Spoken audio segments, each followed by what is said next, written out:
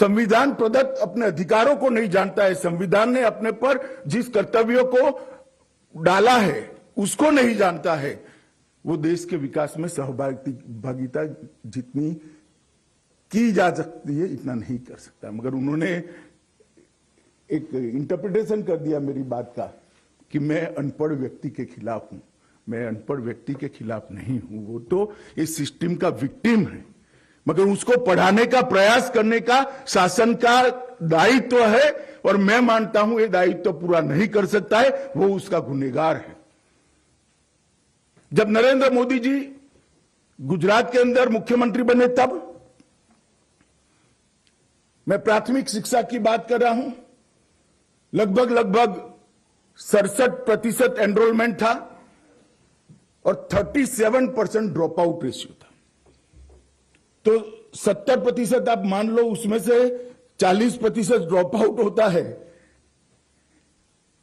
तो आप आ जाते हो 40%। ये जमाने में भी 60% लोग अपनी प्राथमिक शिक्षा पूरी नहीं कर पाते। उसमें कोई बड़े सर्कुलर निकाले बगैर उन्होंने एक कार्यक्रम, स्कूलें तो बनी हुई थी, शिक्षक भी थे, उन्होंने एक बेटी बचाओ बेटी पढ़ाओ का कार्यक्रम लिया, जेंडर रेशियो और बच्चों को पढ़ाने का कार्यक्रम, और एक शेड्यूल बना दिया कि शिक्षा के अभियान के लिए मुख्यमंत्री से लेकर पटवारी तक सारी शासन व्यवस्था 7 दिन 45 डिग्री टेम्परेचर में गांवों में जाकर एक दिन में 5 स्कूलों में प्रवेश महोत्सव करेगी। और उसके बाद में 100% एनरोलमेंट तो हो गया, बाद में क्या ड्रॉप आउट हो जाएगा। तो माताओं की एक समिति बनाई हर स्कूल में, जिसका अध्यक्ष वो स्कूल में जो महिला शिक्षिका होती थी उसको बनाया, और जो बच्ची या बच्चा नहीं आता था वो माताएं उसके घर पर जाकर समझाकर लाने का काम करती थी, और ड्रॉप आउट रेशियो को 67% से 0 और 1 के बीच में लाने का काम किया।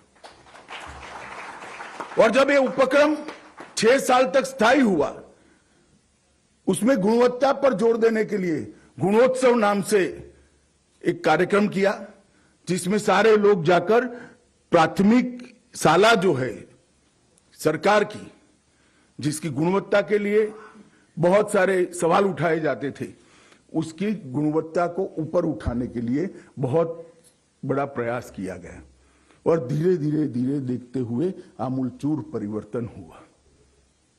ये उन्होंने सबसे पहले किया। मुझे याद है, मैं विधानसभा में बैठा था, कोई आयोजन नहीं था, कुछ नहीं था।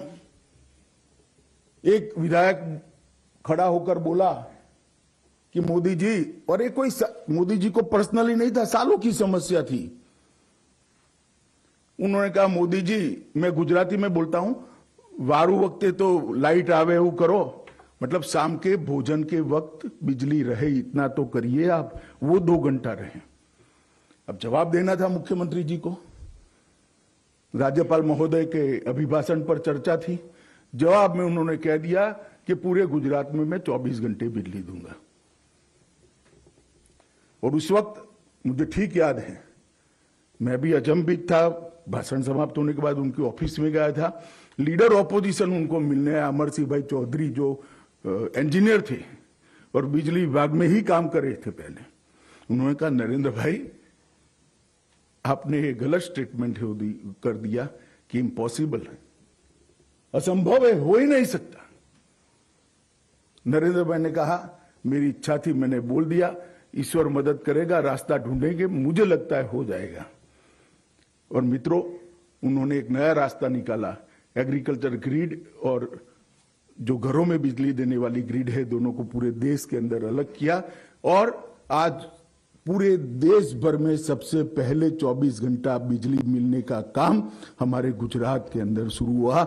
एक भी गांव ऐसा नहीं जहां 24 घंटा बिजली नहीं हुई, और बिजली जाते ही ढेर सारी समस्याओं का समाधान हो गया। गांव के अंदर स्वास्थ्य सेवाएं सुधरी, उनका जीवन स्तर ऊपर आया, गांव के अंदर से पलायन जो शहर की ओर होता था वो पलायन अटक गया, गांव के अंदर छोटे छोटे बिजनेस शुरू हो गए। पहले ट्रैक्टर रिपेयर करने वाले का कारखाना कहो या छोटा सा वर्कशॉप कहो, वो तहसील सेंटर पर ही होता था। अब गांव के अंदर होने लगा। आइसक्रीम की दुकानें ही नहीं लगती थी, बिजली जाते ही आइसक्रीम पिघल जाता था। आइसक्रीम की दुकानें लगने लगी, लोगों को वहां पर भी आइसक्रीम, ढेर सारे, आप कल्पना ही नहीं कर सकते।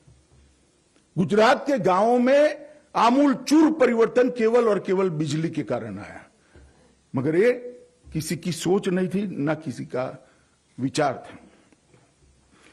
कृषि को भी विकास के साथ जोड़ना चाहिए, तभी ही विकास परिपूर्ण होता है। भारत देश में कोई भी अर्थशास्त्री अगर ये सोचता है कि हम कृषि को साइड पर रखकर विकास कर पाएंगे, तो संभव नहीं है, क्योंकि सबसे बड़ी रोजगारी का जरिया ही आज भी कृषि है। देश की 70% आबादी कृषि पर निर्भर है। नरेंद्र भाई ने कृषि की समस्याओं को एड्रेस करने के लिए कृषि महोत्सव शुरू किया। किसान बीज लेने के लिए सरकार के वहां जाता था, सरकार बीज देने के लिए उसके यहां पहुंच गई।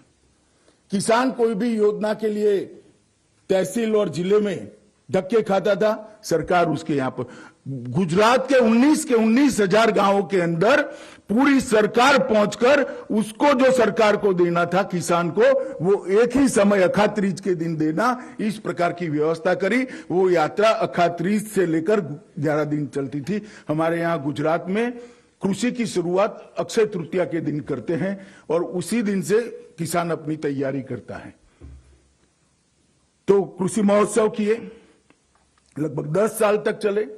और मैं आपको कहता हूं, किसी भी राज्य ने उस जमाने में, 2000 की बात करता हूं, कंटिन्यूअसली सातत्यपूर्ण तरीके से 10 साल तक 10% एग्रीकल्चर ग्रोथ रेट अचीव नहीं करा था। गुजरात ने 10 साल तक 10% एवरेज एग्रीकल्चर ग्रोथ रेट। दो, जैसे मैंने कहा, सर्वस्पर्शी और सर्वसमावेशक होना चाहिए।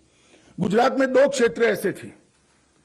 एक वन क्षेत्र था जहां हमारे आदिवासी भाई रहते थे, पहाड़ पर रहते थे, वनों में रहते थे, और दूसरा सागर किनारा गुजरात का बहुत बड़ा है और बॉर्डर का एरिया बहुत बड़ा है। तो 2 क्षेत्र के अंदर विकास नहीं पहुंचा था। ये 2 क्षेत्र के अंदर विकास को पहुंचाना बहुत जरूरी था, वरना हम कह ही नहीं सकते कि हमने सर्वस्पर्शीय सर्वसमावेशक विकास के मॉडल को स्वीकार किया है। इसलिए उन्होंने सागर खेडू योजना, वन बंधु कल्याण योजना, 2 योजनाएं लाए और व्यक्ति, गांव, क्षेत्र और फिर राज्य, 4 प्रकार के विकास के कार्यक्रम दिए, जो व्यक्ति को भी एम्पावर करता था, गांव की सुविधाओं को पूरा करता था, और एजुकेशन और हेल्थ के बारे में क्षेत्र की सुविधाओं को पूरा करता था, और वो राज्य के विकास के अंदर कंट्रीब्यूट करता था। ये सभी योजनाओं का अध्ययन करने वाले लोगों के लिए ये मॉडल अध्ययन करने जैसा है। आज भी उपलब्ध है गुजरात सरकार की साइट पर, वन बंधु कल्याण और सागर खेडू कल्याण योजना। उसका एक बार अध्ययन करिए आप। इसके अंदर रोजगारी भी है, शिक्षा भी है, इसके अंदर कृषि भी है, उसके अंदर इसके परंपरागत रोजी के जैसे मछुआरों के लिए है, और इस प्रकार की मधुमक्खी पालन है, महुड़ा का पान, मतलब ये वन उपजों का, आदिवासियों का काम, सारी चीजों को जोड़कर ये बनाएगी। और ये 2 योजनाओं को उन्होंने थ्रस्ट का विषय बनाया। और आजादी के बाद, संविधान बनने के बाद, गुजरात एक ऐसा राज्य है जो आदिवासियों को संवैधानिक अधिकार दिया है कि जितनी उनकी आबादी है उतना प्रतिशत बजट का आवंटन उनको हो। कहीं पर नहीं होता था। सबसे पहले गुजरात में नरेंद्र मोदी जी ने आबादी के अनुपात में आदिवासियों के विकास के लिए पैसा वन बंधु कल्याण योजना के तहत, और बड़े परिणामलक्षी दोनों योजनाएं हुई, और गुजरात का विकास के अंदर बहुत बड़ा ये 2 योजनाओं ने